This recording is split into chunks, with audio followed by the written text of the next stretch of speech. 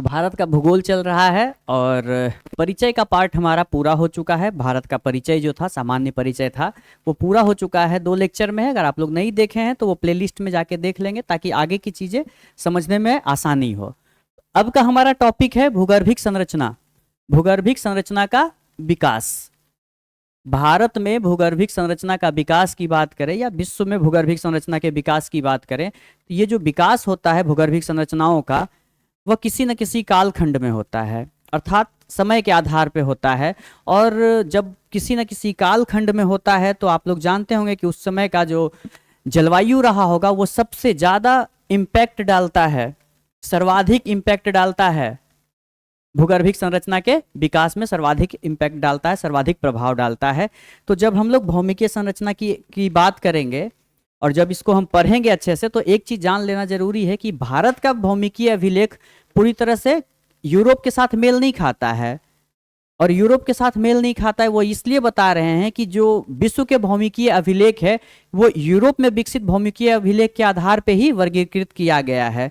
तो जो विश्व में चल रहा है वही भारत में चलेगा, लेकिन जरूरी नहीं है कि भारत का भी भौमिकीय अभिलेख जो है वो यूरोप के साथ क्या करे, मैच करे। तो ये चीजें मैच नहीं कर रही है, इस वजह से कुछ चीजें हैं जो हम लोग क्या करेंगे, देखते चलेंगे। तो सबसे पहले जो देखते हैं वो ये है कि विश्व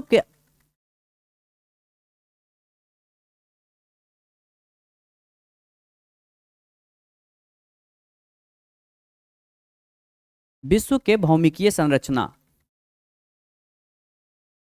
विश्व के भौमिकीय या अभिलेख की बात करते हैं। तो क्या विश्व का भौमिकीय अभिलेख अपना कोई अभिलेख है? तो अपना अभिलेख नहीं है। ये किसके अभिलेख पे चल रहा है? यूरोप के अभिलेख पे चल रहा है। और यूरोप की बात करते हैं तो यूरोप अपना अभिलेख, भौमिकीय अभिलेख जो है वो कुल मिला के 5 महाकल्पों में विभाजित किया है। कितने महाकल्पों में किया है? 5 महाकल्पों में। देखिए ये चीजें थोड़ी सी समझने वाली चीज है, तो पहले इसे समझेंगे, बाकी के चीजों को हम देखेंगे बाद में। तो पहले ये सबसे बड़ी चीज है, इसको समझना जरूरी है। आप समझ रहे हैं? तो देखिए क्या है, सबसे पहले क्या बात कर रहे थे? 5 महाकल्पों की बात किया था और इसे ईरा कहते हैं। ईरा कहते हैं। सबसे सबसे बड़ा जो होता है, यानी सबसे टाइम पीरियड के आधार पे देखे सबसे बड़ा जो विभाजन है वो महाकल्प अर्थात ईरा का है। इसके बाद बात करेंगे तो युग आता है। ईरा के बाद युग आता है, इसे इपोच कहते हैं। युग के बाद क्या आता है? ईरा कहते हैं, इसे क्या कहते हैं? इपोच कहते हैं। और उसके बाद जो आता है वो पीरियड आता है। ये मेन है। ये क्या है? मेन है, काल जिसे कहेंगे हम। ये क्या है? प्रमुख यही है। तो कुल मिला के 5 महाकल्पों की बात किया गया है। कुल मिलाकर 5 महाकल्पों में विभाजित किया गया है यूरोप। और युग 4 हैं और कुल पीरियड जो है वो 16 हैं। ये बिल्कुल आप ध्यान रखेंगे। क्या करेंगे? बिल्कुल ध्यान रखेंगे इसको। महाकल्प कितने हैं? 5 हैं। युग अर्थात इपोच कितना है? 4 है। और पीरियड टोटल कितना है? 16 है। तो देखिए एक चीज देखते हैं कि आखिर महाकल्प ये 5 कौन कौन सा महाकल्प है।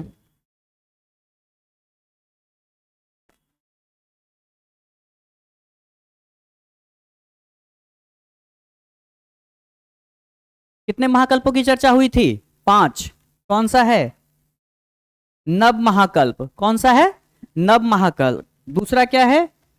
नवजीव महाकल्प। दूसरा क्या है? नवजीव। तीसरा क्या है? मध्यजीव। तीसरा क्या है? मध्यजीव। चौथा क्या है? पूरा जीव। देखिए इसके बारे में थोड़ा सा समझने की कोशिश करेंगे, बहुत टफ नहीं है, बहुत टफ नहीं है। और एक है प्राकजीव। कहते क्या है इसको? एक बार देखिए, हिंदी थोड़ा सा काफी टफ है समझना। आप इंग्लिश जब शब्द सुनेंगे तो आपको समझ में आ जाएगा कि हाँ ये चीजें सुनी हुई है। नियोजोइक कहते हैं। नवयुग को क्या, नव जो है इसको क्या कहते हैं? महाकल्प अर्थात नव महाकल्प को क्या कहते हैं? नियोजोइक।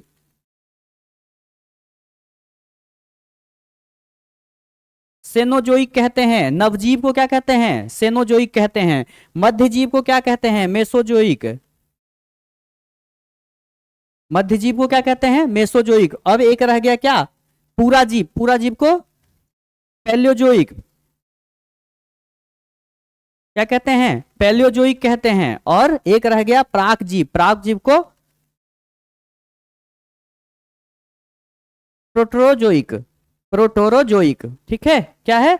एक है नवजोइक अर्थात नियोजोइक, नवजीव सेनियोजोइक, मध्यजीव मेसोजोइक, पूरा जीव पैलियोजोइक, प्राग जीव प्रोटोजोइक। तो ये कितने हो गए? कुल मिला के 5 महाकल्प हो गए। 5 महाकल्प के बाद हम लोग क्या किए थे? 4 युग था। क्या था? 4 युग की चर्चा किए थे। 4 क्या था? युग था। ईरा था ये इपोच। ये क्या है? इपोच है। 4 कौन कौन सा है? तो देखिए सबसे पहले अगर प्रारंभ की बात करेंगे तो प्राइमरी था, लेकिन हम लोग क्या करेंगे? उल्टा पढ़ेंगे, अर्थात कि वर्तमान, फिर उसके बाद पीछे, फिर पीछे, ठीक है। तो 4 था। पहला कौन था? चतुर्थ, तृतीय, द्वितीय और प्रथम। ये क्या है? इपोच है, ठीक है। इसको कहेंगे क्वार्टरनरी, इसको कहेंगे टर्सरी, इसको सेकेंडरी, और ये हो गया प्राइमरी। ये समझ गए होंगे। इसके अलावा क्या है? 16 पीरियड की बात किए थे, तो इतना डिटेल में जानने की आवश्यकता नहीं कि वो 16 पीरियड क्या है। अब हम लोग क्या करेंगे? भारत पे आ जाएंगे। आप लोग लिख सकते हैं इसको, इसको लिख सकते हैं, बहुत जरूरी है। अब भारत पे आ जाते हैं। तो भारत की बात करते हैं तो अभी जैसा कि हम लोग चर्चा किए थे कि यूरोप से पूरी तरह से मेल नहीं खाता है। तो भारतीय भौमिकी सर्वेक्षण क्या है? भारतीय भौमिकीय सर्वेक्षण। इसके एक अधिकारी थे, अंग्रेज अधिकारी थे, सर टी हॉलैंड। क्या नाम था इनका? Sir T Holland. क्या नाम था इनका? Sir T Holland. और इन्होंने भारत को या भारत के भौमिकीय संरचना को 5 भागों में बांटा है। कितने भागों में बांटा है? कितने भागों में बांटा है? 4 भागों में। इन्होंने कितने भागों में बांटा है? 4 भागों में बांटा है। कौन कौन सा है? देखिए, एक है आर्य, दूसरा है द्रविड़ियन,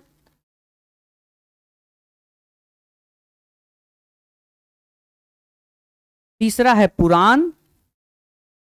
समझ रहे हैं? ये समझ रहे हैं ना? ये क्या है? आर्य है, द्रविड़ियन है, पुराण है, और एक है आद्य। आद्य। ये बेसिक चीज था जो हम लोग को क्या करना था, इस चैप्टर को पढ़ने से पहले इन चीजों को समझना बहुत जरूरी था। अब देखते हैं। देखिए, भारत की भूगर्भिक संरचना में प्राचीन एवं नवीन दोनों प्रकार के हैं। किस तरह के हैं? ध्यान रखेंगे बिल्कुल। प्राचीन और नवीन दोनों प्रकार की चट्टानें पाई जाती है। अर्थात जब हम भौमिकीय संरचना की बात करेंगे तो चट्टान की ही बात करेंगे, क्योंकि भूमि का जो ऊपरी परत है वो क्या है? चट्टान ही तो है। तो हम लोग क्या करेंगे? चट्टानों पे ही चर्चा करेंगे। भारतीय भूगर्भिक संरचना का विकास बृहत पैंजिया के विखंडन से हुआ है। किस चीज से हुआ है? बृहत पैंजिया के विखंडन से हुआ है। देखिए, इसको भी थोड़ा सा क्या करते हैं हम लोग, समझ लेते हैं यहीं पे आखिर ये क्या था। वैसे जब हम लोग फिर से एक बार चर्चा करेंगे उसका, कि जब हम विश्व का भूगोल और महाद्वीपीय विस्थापन का सिद्धांत, वेगनर का महाद्वीपीय विस्थापन सिद्धांत जब पढ़ेंगे तो वहां पे देखेंगे, लेकिन फिर भी एक चर्चा कर लेते हैं छोटा सा। देखिए, ये है पृथ्वी, ये पृथ्वी है। और जब पहले की बात करते हैं, वहां वेगनर साहब ने जिस तरह से अपना थ्योरी दिया था उसमें कहा गया था कि ये एक लैंड मास है। क्या है? ये भूखंड है। यह एक भूखंड है और इसके चारों तरफ जल है। इसके चारों तरफ जल है। इसका नाम दिया पैंथालासा। इसका नाम क्या दिया? पैंथालासा नाम दिया। और जो भूखंड था उसका नाम दिया बृहत पैंजिया। इसका क्या नाम दिया? बृहत पैंजिया। समय के साथ साथ इसमें विखंडन हुआ। ये जो बृहत पैंजिया है इसमें विखंडन हुआ, ये दो भागों में बट गया। कितने भागों में बट गया? दो भागों में। ऊपर वाला भाग लॉरेंसिया कहलाया, और नीचे का भाग गोंडवाना कहलाया। अब हम लोग समझ रहे होंगे कि किस गोंडवाना की बात कर रहे हैं। तो इसके बाद और भी विखंडन हुआ है, और उस विखंडन के बाद जो वर्तमान स्वरूप है महासागर और महाद्वीपों का, वो वर्तमान स्वरूप बहुत टूटने के बाद आया है। तो जो प्राथमिक विखंडन है वो यही है, लॉरेंसिया और गोंडवाना।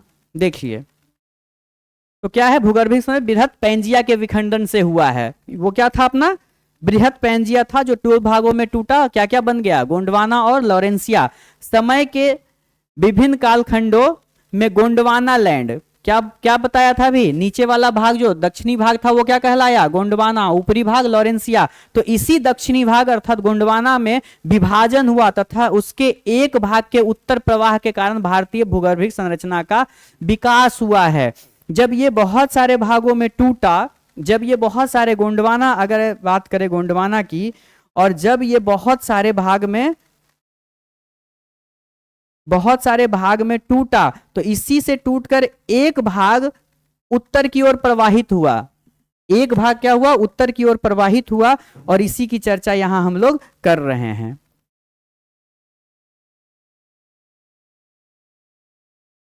ठीक है, तो भूगर्भिक संरचना का विकास इसी एक भाग के ऊपर सरकने से हुआ है। अब देखिए, भारतीय भूगर्भिक संरचना का मुख्यतः निम्न महाकल्पों में रखा जा सकता है। तो महाकल्पों की चर्चा अभी हम लोग किए थे, उनमें से देखें किन किन महाकल्प। तो सबसे पहला है प्री कैम्ब्रियन। इस प्री कैम्ब्रियन में जब हम भारत के भूगर्भिक संरचना की बात करेंगे तो देखिए क्या क्या पढ़ना है, एक बार यहां देखते हैं। सबसे पहले आर्कियन है, फिर धारवार है, फिर कुडप्पा है, विंध्या,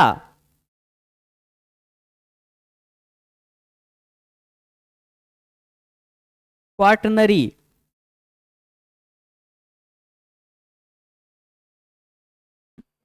गोंडवाना, टर्शियरी और क्वाटनरी। ये क्वाटनरी यहां आएगा, है ना, क्वाटनरी।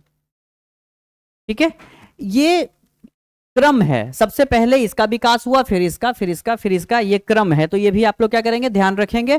तो इसी में जब हम देखेंगे कि ये जो है ये अलग अलग महाकल्पों में विभाजित है। तो पहला महाकल्प जो है प्री कैम्ब्रियन, जो भारत का पहला भूगर्भिक संरचना का विकास हुआ है, प्री कैम्ब्रियन काल में हुआ है। और इसी प्री कैम्ब्रियन काल में आर्कियन, धारवाड़, कुडप्पा और विंध्यन, किसका किसका हुआ है? आर्कियन का हुआ है, धारवाड़ का हुआ है, कुडप्पा का हुआ है, और विंध्यन संरचना का विकास हुआ है। ये ध्यान रखेंगे, किसमें है? प्री कैम्ब्रियन में। देखिए एक एक करके अब क्या करेंगे ना, यहां से क्वेश्चन जो बनता है वो, अगर आर्कियन के बारे में पूछ दिया तो आर्कियन में किस तरह के चट्टानें बनेगी, या आर्कियन क्रम की चट्टानें किस किस राज्य में फैला हुआ है, कहां फैला हुआ है, ये क्वेश्चन बन सकता है। तो एक एक करके हम लोग इसका डिटेल में देखेंगे। देखिए दूसरा जो है, अब उसके बाद जो 3-4 का चर्चा हो गया था, प्री कैम्ब्रियन के बाद पेलियोजोइक में गोंडवाना लैंड का विकास हुआ, मेसोजोइक महाकल्प में दक्कन ट्रैप का निर्माण हुआ, और सेनोजोइक महाकल्प में तृतीय अर्थात टर्सरी और क्वाटरनरी का चट्टानों का विकास हुआ है। अब एक एक करके हम लोग डिटेल में देखते चलेंगे। देखिए एक बार मैप पे देखते हैं, फिर से हम लोग सिंगल सिंगल मैप पे भी देखने की कोशिश करेंगे ताकि और अच्छे से समझ में आ जाए। तो ये वाला जो भाग है हिमालय पर्वतीय क्षेत्र जो है ना, ये क्या है? टर्सरी। कब हुआ है इसका विकास? टर्सरी।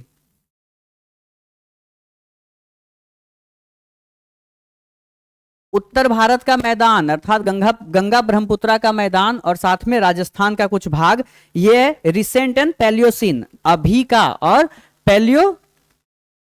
पैलेस्टोसिन, क्या है? अभी का और पैलेस्टोसिन काल में इसका विकास हुआ है। इसके अलावा देखेंगे ये दक्कन डक्कन ट्रैप अर्थात डक्कन वाला पार्ट है ये। इसके बाद देखेंगे ये जो भाग है ये प्री कैम्ब्रियन का है। ये क्या है? ये इसका विकास प्री कैम्ब्रियन काल में हुआ है। इसका विकास कब हुआ है? प्री कैम्ब्रियन काल में हुआ है। और ये जो है वो विंध्यन काल का है, या अर्थात विंध्यन संरचना है। तो इसको सिंगल सिंगल जब देखेंगे तो अच्छे से समझ में आएगा। देखिए सबसे पहले आर्कियन क्रम की चट्टानों की बात करते हैं। सबसे पहले क्या देखते हैं? आर्कियन क्रम की चट्टानों की बात करते हैं। यह सबसे प्राचीनतम संरचना है। अर्थात अगर आपसे क्वेश्चन पूछ देता है कि सबसे प्राचीनतम संरचना इनमें से निम्न में से कौन है, आर्कियन, धारवाड़, कुडप्पा और भी कोई ऑप्शन दे देगा, तो सबसे प्राचीनतम क्या है? आर्कियन क्रम की चट्टानें हैं। इसकी उत्पत्ति गर्म गलित मैग्मा के शीतलन द्वारा हुई है। देखिए मैग्मा जान रहे होंगे आप लोग। मैग्मा पृथ्वी जो है, पृथ्वी का जो ऊपर का परत है, इसे क्या कहते हैं? पृथ्वी का, ऐसे देखिए ये पृथ्वी है, परतें हैं, ये परतें हैं। इस पे इसके बारे में भी हम लोग चर्चा करेंगे आराम से कि ये परत क्या है। तो पृथ्वी की परत है ऊपरी परत, और ये हुआ निचली परत। इसे कहते हैं लिथोस्फेयर,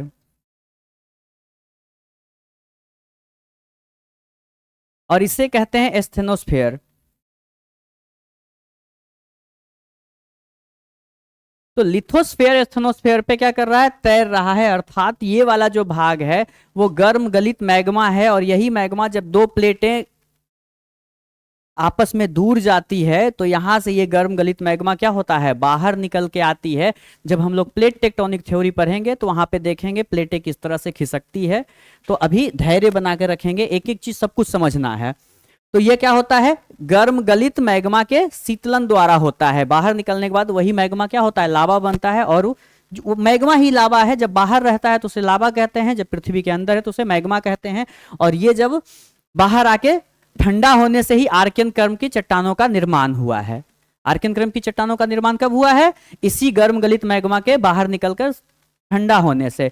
यह ग्रेनाइट और नीस चट्टानों से निर्मित है। अर्थात एक चीज देखिएगा, गर्म मैग्मा के शीतलन से जो बनता है वो ग्रेनाइट और नीस होता है। यहाँ ये भी सारा कॉन्सेप्ट एक साथ देखते चलेंगे। गर्म गलित मैग्मा के ठंडा होने से क्या बनता है? ग्रेनाइट और नीस टाइप की चट्टानें बनती है। और ये आर्कियन क्रम की चट्टानें ग्रेनाइट और नीस से ही बनी है। प्रायद्वीपीय पठार में पाए जाने वाला जीवाश्म रहित संरचना है। ये कहाँ पाया जाता है? प्रायद्वीपीय पठार में पाया जाता है। और यह जीवाश्म रहित संरचना है। जीवाश्म रहित संरचना होगी ही ना। सोच के देखिए, इतना गर्म मैग्मा निकल रहा है, उस मैग्मा में क्या कोई फॉसिल्स, कोई जीवाश्म बचेगा? नहीं बचेगा। तो वहां पे क्या होगा? इस चट्टानों में क्या होगा, या इस संरचना में जीवाश्म की कोई संभावना नहीं होगी। खनिज संसाधनों के भंडार से भरपूर परंतु नीचे के परतों में पाया जाना तथा जटिल संरचना के कारण आर्थिक दृष्टि से दोहन अत्यंत कठिन है। देखिए क्या है कि इसमें क्या है? खनिज संसाधन तो बहुत होगा। किस तरह का खनिज संसाधन होगा? लोहा, सोना, इस तरह का जो धात्विक खनिज है वो यहाँ पे बहुत पाया जाएगा। लेकिन इसकी संरचना बहुत कठोर है। इसकी संरचना क्या है? बहुत जटिल है।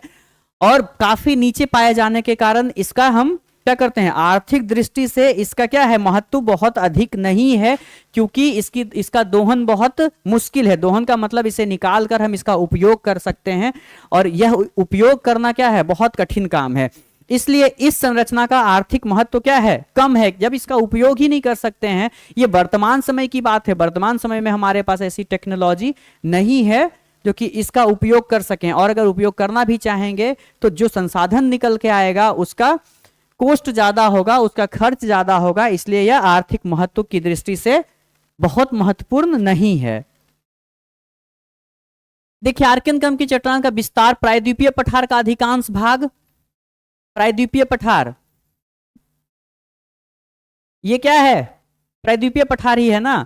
तो इसी प्रायद्वीपीय पठार का अधिकांश भाग क्या है? आर्कियन चट्टान है। दक्षिण पर्वतीय क्षेत्र, दक्षिण पर्वतीय क्षेत्र, जो भी दक्षिण में पर्वतीय भाग है वहां बुंदेलखंड नीस, पश्चिम बंगाल नीस, मतलब नीस की संरचना, नीस चट्टान है ये। हिमालय पर्वत के तराई में पाए जाने वाला, तराई क्या होता है? देखिए ये भी देख लेते हैं। कुछ चीजों को यहीं पे समझते चलते हैं, ये आगे भी आएगा, आगे भी समझेंगे, लेकिन यही देख लेते हैं कि जब तराई की बात किया है, देखिए ये पर्वत है, ये क्या है, पर्वत है। यहां से जब हम नीचे मैदान की ओर आते हैं तो कुछ संरचनाएं पाई जाती है, वो देख लेते हैं। सबसे पहले पर्वत होता है,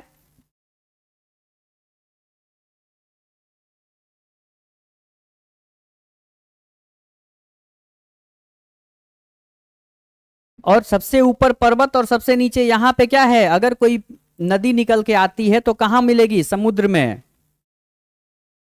समुद्र के पहले क्या करेगी, मुहाने पे क्या करेगी, डेल्टा बनाएगी, जिसकी चर्चा हम लोग पिछले क्लास में किए थे कि डेल्टा क्या होता है, या तो डेल्टा बनाएगी या तो एस्चुरी बनाएगी। इसके बाद भी इसके ऊपर भी बहुत सारी संरचनाएं पाई जाती है जो देखेंगे, पर्वत, इसके बाद देखेंगे तो पठार, ये दोनों लगभग एक साथ पाया जाता है, पर्वत और पठार। पर्वत का मतलब क्या होता है कि वो एक शिखर नुमा होगा, पठार ये भी उच्च भूमि है लेकिन इसमें शिखर नहीं होती है। इसके बाद भाबर, तराई, बांगर और खादर। ये जब भारत का भूगोल हम लोग पढ़ रहे हैं और जब भारत की संरचनाओं की बात करेंगे तो ये इन चीजों को हम लोग डिटेल में देखेंगे। पर्वत, पठार, भाबर, तराई, बांगर, खादर क्या होता है। पर्वत से नीचे आएंगे तो भाबर मिलती है, जहां बड़े बड़े बोल्डर्स होते हैं, बड़े बड़े पत्थर के टुकड़े होते हैं। और इसके नीचे आएंगे तो तराई होगा। इसी तराई की बात किया जा रहा है जहां क्या पाया जाता है, आर्कियन क्रम की चट्टानें पाई जाती है। नेक्स्ट देखते हैं। देखिए चर्चा हो रही थी ना, दक्षिण का पठार और साथ में क्या है, यहां पर्वतीय क्षेत्र, इसके अलावा बुंदेलखंड, पश्चिम बंगाल वाला इलाका, यहां भी नीस पाया जा रहा था। कुछ ये भाग है शिलोंग का पठार और ये भाग है, यहां भी क्या पाया जाता है, आर्कियन सेल पाया जाता है। इसके बाद देखिए प्रमुख राज्य जहां आर्कियन चट्टानें पाई जाती है, कर्नाटक, तमिलनाडु, क्या है, कर्नाटक है, तमिलनाडु है, मध्य प्रदेश है, आंध्र प्रदेश है, क्या है, आंध्र प्रदेश का कुछ भाग है, ओडिशा है, छोटा नागपुर का पठार है, मेघालय का पठार है, दक्षिण पूर्वी राजस्थान और बुंदेलखंड, जो कि हम लोग अभी क्या किए थे, मैप में देखे थे। ठीक है, एक बार अच्छे से देखिए, नोट डाउन भी कीजिए आप लोग। इसी काल में अरावली पर्वत का निर्माण हुआ है। अरावली कैसा पर्वत है, एक बलित पर्वत है और विश्व के सबसे पुराने पर्वत श्रृंखलाओं में से एक है अरावली पर्वत, जिसका निर्माण इसी काल में हुआ है। ठीक है, यह विश्व की सबसे प्राचीनतम बलित पर्वतों में से एक है। अब दूसरा क्या था, धारवाड़ क्रम की चट्टानें। आर्कियन संरचना में भौतिक एवं रासायनिक परिवर्तन, देखिए जब किसी भी संरचना में भौतिक और रासायनिक परिवर्तन होता है तो वो अगला क्रम अर्थात नए चीजों का निर्माण करता है। इसी नए क्रम के निर्माण में धारवाड़ क्रम की चट्टानों का या धारवाड़ क्रम की संरचनाओं का निर्माण हुआ है। क्या हुआ, जब आर्कियन संरचना में भौतिक और रासायनिक परिवर्तन हुआ तो इसमें अवसादों का क्या हो गया, निक्षेपण हुआ। इस क्रम में चट्टानों का विकास हुआ है और जीवाश्म रहित प्राचीनतम अवसादी चट्टान से बनी है। इसमें भी क्या है, जीवाश्म की कमी है। क्यों जीवाश्म की कमी है, क्योंकि यह भी आर्कियन क्रम की चट्टानों से ही मिलकर बना है या उसके भौतिक और रासायनिक निक्षेपण से बना है।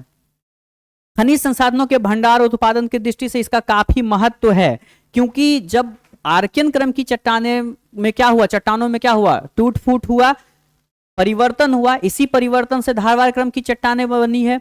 तो जितनी वो जटिल संरचना थी वो ये उतनी जटिल संरचना नहीं रही। जितनी जटिल संरचना आर्कियन क्रम की चट्टानें थी उतनी जटिल संरचना धारवाड़ क्रम की चट्टानों में नहीं पाई जाती है, इतनी जटिल संरचनाएं, जिसके वजह से क्या हुआ, यहां जो खनिज संसाधन है उसका हम दोहन कर सकते हैं, उसका हम उपयोग कर सकते हैं।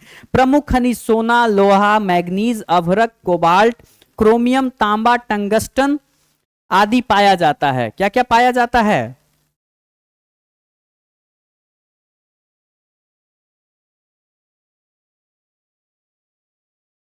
ठीक है, सोना पाया जाता है, लोहा पाया जाता है, मैग्नीज पाया जाता है, अभ्रक पाया जाता है, कोबाल्ट पाया जाता है, क्रोमियम, तांबा, टंगस्टन ये सब प्रमुख खनिज हैं। तो ये चीज आप ध्यान रखेंगे, कई बार ये पूछता है कि धारवाड़ क्रम की चट्टानों का विकास किन किन राज्यों में है, इसके साथ साथ धारवाड़ क्रम की चट्टानों में कौन से प्रमुख खनिज पाए जाते हैं। अब इनका विस्तार देख लेते हैं। सर्वाधिक विकास कर्नाटक के धारवाड़ क्षेत्र में हुआ है। आपको नाम से ही पता चल रहा होगा कि धारवाड़ संरचना है, तो सर्वाधिक विकास कर्नाटक के धारवाड़। इसके अलावा अरावली पर्वत क्षेत्र में, क्योंकि देखिए जहां आर्कियन क्रम की चट्टानें थी वही धारवाड़ क्रम की चट्टानें होगी, क्योंकि आर्कियन क्रम के चट्टानों के टूट फूट से ही क्या है, या उसके बाद ही इसका निर्माण हुआ है। तो कर्नाटक के धारवाड़ में होगा, अरावली पर्वतीय क्षेत्र में होगा, छोटा नागपुर का पठार, मेघालय में भी इसका विकास हुआ है। यह चट्टानें लद्दाख, जास्कर, गढ़वाल और कुमायूं श्रेणी में भी पाए जाते हैं। देखिए धारवाड़ क्रम की चट्टानें कहां कहां पाई जाती है। ये छोटा नागपुर पठार, शिलोंग का पठार है ये देखिए, ठीक है। थोड़ा गुजरात और राजस्थान, तमिलनाडु, ये महाराष्ट्र में भी थोड़ा सा पाया जाता है। तो आप क्या करेंगे, क्षेत्र को याद रखेंगे। नेक्स्ट देखते हैं कुडप्पा क्रम की चट्टान। आर्कियन और धारवाड़ संरचना में भौतिक व रासायनिक परिवर्तन के कारण प्राप्त अवसादों के निक्षेपण से कुडप्पा का विकास हुआ है। अब देखिए पहला हम लोग पढ़े थे आर्कियन के बाद देखे थे हम लोग धारवाड़ क्रम की चट्टानें। अब और धारवाड़ क्रम की चट्टानें जो बनी थी, आर्कियन क्रम के चट्टानों में भौतिक और रासायनिक परिवर्तन के कारण जो अवसादों का निक्षेप हुआ था उसके कारण निर्माण हुआ था। अब जब हम लोग बात करते हैं कुडप्पा क्रम की चट्टानों का, तो ये आर्कियन और धारवाड़ दोनों क्रम की संरचनाओं में रासायनिक और भौतिक परिवर्तन के कारण अवसादों का निक्षेपण हुआ है, जिसके वजह से संरचना का विकास हुआ है। कौन सी संरचना, कुडप्पा क्रम की संरचना का विकास हुआ है, ठीक है। इस संरचना में चूना पत्थर का सर्वाधिक भंडार है। अब देखिए अगर क्वेश्चन बनता है कि चूना पत्थर सर्वाधिक किस क्रम की संरचना में पाया जाता है, तो यह क्या है, कुडप्पा क्रम की संरचना में सर्वाधिक चूना पत्थर पाया जाता है। प्रमुख खनिज लोहा है, मैग्नीज है, तांबा है, निकेल है। अब देखिए क्वेश्चन जो है ना, कई बार होता है कि आप देखेंगे कि इस तरह से दे देगा कि कौन सी चट्टानें, या इस तरह से लिखेगा कि निकेल, लोहा किस क्रम की चट्टानों में पाया जाता है। अब दे देगा आर्कियन, धारवाड़, कुडप्पा, एक कोई और। तो इस तरह का क्वेश्चन में अगर एक से अधिक ऑप्शन है तो ये 1 2 3, तो इस तरह से हो सकता है केवल एक और दो, केवल 1 2 3, इस तरह से दे सकता है, या इनमें से एक से अधिक भी दे सकता है। तो इस तरह का ऑप्शन के लिए आप लोग हमेशा तैयार रहेंगे, क्योंकि अब आसान सा क्वेश्चन कोई भी एग्जाम में नहीं पूछने जा रहा है। इसमें बलुआ पत्थर, चूना पत्थर तथा संगमरमर आदि पाए जाते हैं। तो बलुआ पत्थर, चूना पत्थर और संगमरमर किस क्रम की चट्टानों में पाए जाते हैं, कुडप्पा क्रम की चट्टानों में। सर्वाधिक विकास, अब देखिए कुडप्पा क्रम के चट्टानों का विकास देख लेते हैं। तो कुडप्पा क्रम के सर्वाधिक विकास आंध्र प्रदेश के कुडप्पा क्षेत्र में हुआ है, या फिर देखिए किसी राज्य के किसी खास प्रदेश के नाम पर है, अर्थात सर्वाधिक अगर इसका विकास कहीं हुआ है तो आंध्र प्रदेश के कुडप्पा क्षेत्र में हुआ है। यह तमिलनाडु के सेवराय जवादी, देखिए सेवराय जवादी ये सब क्या है, पर्वत है। भारत में जब हम पर्वतों को पढ़ रहे होंगे तो वहां पे ये चीजें आएंगी और वहां हम डिटेल में पढ़ेंगे, कुछ भी छूटने वाला नहीं है।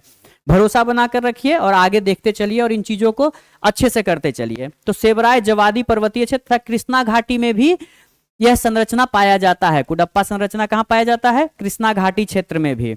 अरावली पर्वतीय क्षेत्र एवं छोटा नागपुर के पठार क्षेत्र में भी इस संरचना का विकास हुआ है। तो आप देख रहे होंगे कि चीजों का ओवरलैपिंग है, जो संरचनाओं का विकास हुआ है ओवरलैपिंग हो। और इसका सबसे बड़ा कारण क्या है कि एक संरचना के बाद दूसरे संरचना का विकास हुआ है, और एक पहला संरचना में ही जब रासायनिक और भौतिक परिवर्तन के कारण उसके अवसादों में जब निक्षेप हुआ है, इसी के कारण से ये संरचनाओं का निर्माण हुआ है। ये बात ध्यान रखेंगे, इसीलिए ओवरलैप है, ये परेशान होने वाली बिल्कुल भी बात नहीं है। देखिए कहां कहां है, दिल्ली में कुडप्पा क्रम की चट्टानों को देखिए, दिल्ली अर्थात अरावली श्रेणी दिल्ली से ही गुजरी है।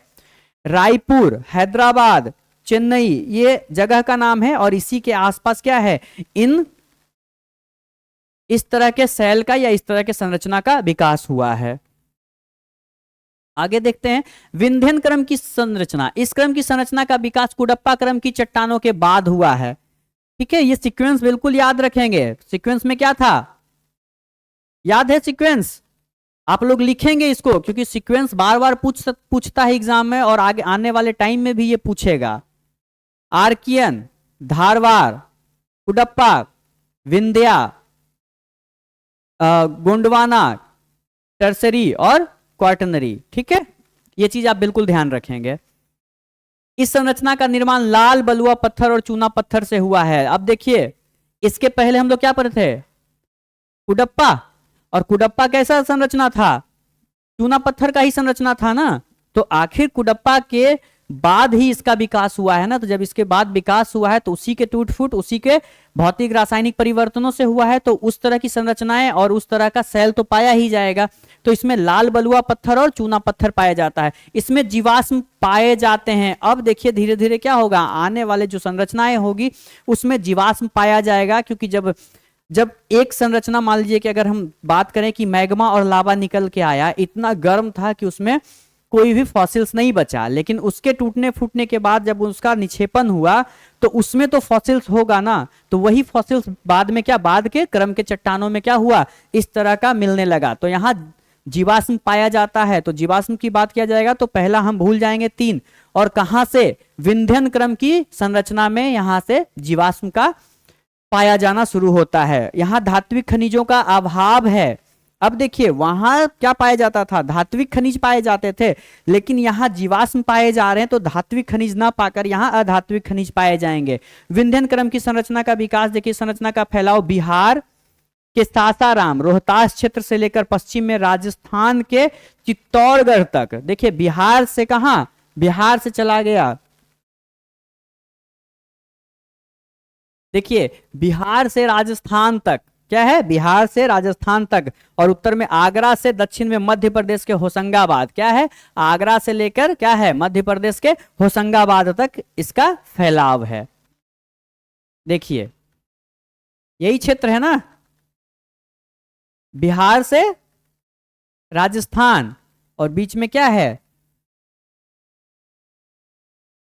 उत्तर प्रदेश और होशंगाबाद।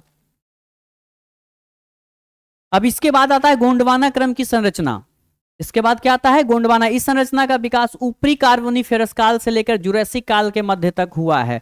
कार्बोनिफेरस काल और जुरासिक काल के बीच में। ठीक है, अगर पूछ दिया जाए कि गोंडवाना क्रम की संरचना का विकास किस किस कालखंड में हुआ है, तो आप बता सकते हैं कार्बोनिफेरस से लेकर जुरासिक काल के बीच में हुआ है।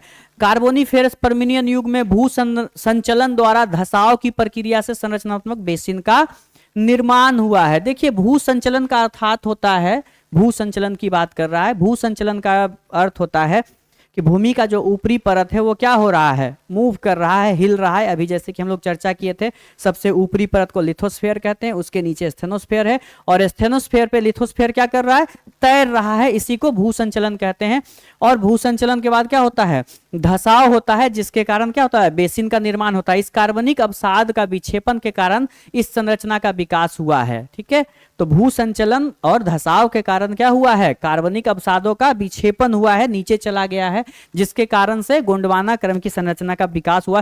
कोयला भंडार की दृष्टि का से भारत का सर्वाधिक महत्वपूर्ण क्षेत्र है। देखिए अब आ गया कोयला, तो कोयला का सर्वाधिक महत्वपूर्ण विकास जो है वो किस संरचना में माना जाता है या किस संरचना में हुआ है, तो गोंडवाना क्रम की संरचना में।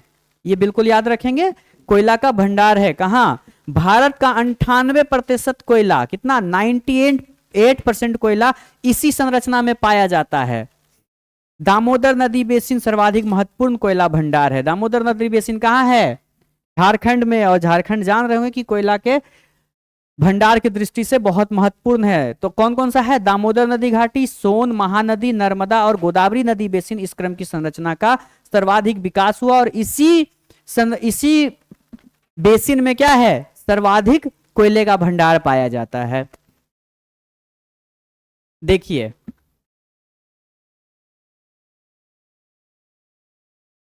है ना। ये 4 भाग है, सबसे महत्वपूर्ण है, जो क्या करेंगे आप लोग ध्यान रखेंगे। ये 4 भाग को क्या करेंगे ध्यान रखेंगे। झारखंड वाला इलाका है, छत्तीसगढ़ हो गया, और छत्तीसगढ़ के नीचे आप आएंगे तो आंध्र प्रदेश में। अब आ गया डक्कन ट्रैप की संरचना। डक्कन ट्रैप की संरचना या मेसोजोइक महाकल्प की संरचना है। तो डक्कन ट्रैप की संरचना किस समय की है? मेसोजोइक। किस समय की है? मेसोजोइक समय की संरचना है। इसका निर्माण शांत दरारी ज्वालामुखी उद्भेदन के तरह। देखिए होता क्या है कि अभी बात किए थे हम लोग कि फिर से चर्चा करेंगे उसी का, लिथोस्फीयर और स्टेनोस्फीयर, 2 चट्टानें हैं, तैर रही है, और ये दोनों चट्टानें आपस में क्या एक दूसरे से दूर हुई, और बाहर का मैग्मा क्या हुआ? मैग्मा क्या हुआ? अंदर का मैग्मा बाहर निकल के आ गया। इसी को क्या कहते हैं? शांत दरारी ज्वालामुखी उद्भेदन द्वारा बेसाल्ट चट्टानों का निर्माण हुआ है। तो क्या हुआ है? बेसाल्ट चट्टानों द्वारा हुआ है। इन बेसाल्ट चट्टानों का अपरदन एवं अपक्षय से रेगुर मृदा का निर्माण हुआ है। क्या हुआ है? रेगुर। देखिए अगर बात किया जाए रेगुर अर्थात काली मृदा, रेगुर अर्थात काली मृदा का निर्माण कैसे हुआ? बेसाल्ट चट्टानों से हुआ है। और बेसाल्ट चट्टान का निर्माण कैसे हुआ है? मैग्मा के बाहर निकलने से। ठीक है। यहां सर्वाधिक संसाधनों से संपन्न स्रोत क्या है? यहां पे देखिए ना, संसाधन बहुत है, प्राकृतिक संसाधन बहुत है। इसका विकास लावा प्रवाह के कारण सीढ़ी नुमा आकृति के रूप में हुआ है। जैसे होता क्या है कि बाहर निकला मैग्मा, तुम निकला, और फिर वो बहे क्या होगा? आगे की ओर प्रवाहित होगा। जब प्रवाहित होगा तो पहले सबसे ऊंचा, फिर नीचे, फिर नीचे, फिर नीचे, इस तरह से बनेगा। इसी को क्या कहा गया है? सीढ़ी नुमा आकृति से हुआ है। देखिए क्या है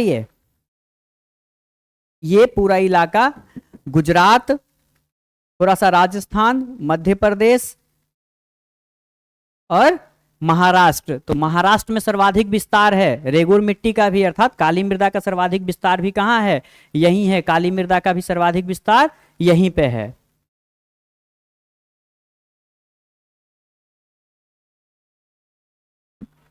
प्रमुख क्षेत्र देख लेते हैं। इसका सर्वाधिक विकास महाराष्ट्र के डक्कन ट्रैप में हुआ है। फिर से देखिए, महाराष्ट्र के डक्कन ट्रैप से इसका नाम दे दिया गया क्या? डक्कन, है ना। गुजरात के काठियावाड़ में, मध्य प्रदेश के मालवा पठार, तेलंगाना पठार, तमिलनाडु का पठार, छोटा नागपुर पठार में भी संरचना का विकास हुआ है।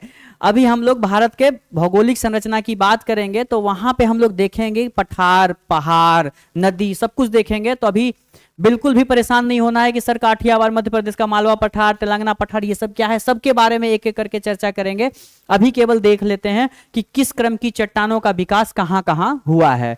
अब आते हैं टर्सरी क्रम की चट्टानों का। इस क्रम की चट्टानों का निर्माण इयोसीन काल से लेकर प्लियोसीन तक हुआ है। कब से कब तक हुआ है? इयोसीन से लेकर प्लियोसीन तक हुआ है। ये बिल्कुल याद रखेंगे, ये सब भूलने वाली बात नहीं है, क्योंकि आने वाले टाइम में जो भी एग्जाम होगा इस तरह का क्वेश्चन बिल्कुल बनेगा कि इयोसीन से लेकर प्लियोसीन काल तक किस तरह के संरचना का विकास हुआ है। तो किस तरह के संरचना का विकास हुआ है? टर्सरी क्रम के संरचना का विकास हुआ है। इस संरचना का विस्तार कश्मीर से लेकर असम तक है। इसकी संरचना का विस्तार कहां है? देखिए,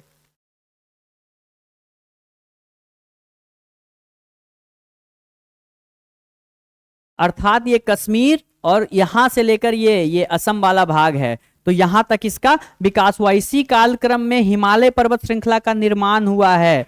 अर्थात देख लीजिए, इयोसीन से लेकर प्लेस्टोसीन तक का क्या है? इयोसीन से लेकर प्लियोसीन तक का काल क्या है? हिमालय के विकास का काल है। इसमें प्राकृतिक गैस, ध्यान रखिएगा, प्राकृतिक गैस अगर पूछा जाए प्राकृतिक गैस किस तरह के संरचना में पाया जाता है, तो टर्सरी क्रम की संरचना में प्राकृतिक गैस, पेट्रोलियम पदार्थ, निम्न स्तरीय कोयला। देखिए कोयला तो हम लोग अभी पढ़े थे, है ना। तो वहां तो कोयला पाया ही जाता था, साथ में क्या है? कोयला यहां भी पाया जाता है, टर्सरी में भी, लेकिन यहां का जो कोयला है वो निम्न स्तरीय कोयला है। तथा हिमाचल प्रदेश एवं गढ़वाल हिमालय में चूना पत्थर का निक्षेप पाया जाता है। तो ये बात क्या करेंगे आप लोग? ध्यान रखेंगे बिल्कुल। ये रहा, और ये असम, ठीक है। कश्मीर से लेकर कहां है? असम तक ये एक पट्टी के रूप में फैला हुआ है। इसके बाद क्वाटरनरी क्रम की चट्टानों का चर्चा कर लेते हैं। यह संरचना मैदानी क्षेत्र में पाई जाती है। यह संरचना मैदानी क्षेत्र में पाई जाती है। पुरानी जलोढ़ मृदा का निर्माण मध्य एवं ऊपरी प्लिस्टोसीन काल में हुआ है। किस काल में हुआ है? प्लिस्टोसीन काल में हुआ है। कौन सा? पुरानी जलोढ़ मृदा का। थार में भी प्लिस्टोसीन काल का निक्षेप मिलते हैं। थार में भी क्या मिलते हैं? प्लिस्टोसीन काल के निक्षेप मिलते हैं। जलोढ़ मृदा का निर्माण प्लिस्टोसीन से वर्तमान काल तक जारी है। अब देखिए, नवीन जलोढ़ मृदा की बात करेंगे तो प्लिस्टोसीन से लेकर अब तक जारी है। और ये जो लिखा हुआ है पुरानी जलोढ़ मृदा, जब अभी हम लोग बात किए थे बांगर और खादर का, यही बांगर पुरानी जलोढ़ मृदा है और खादर को नई जलोढ़ मृदा कहते हैं।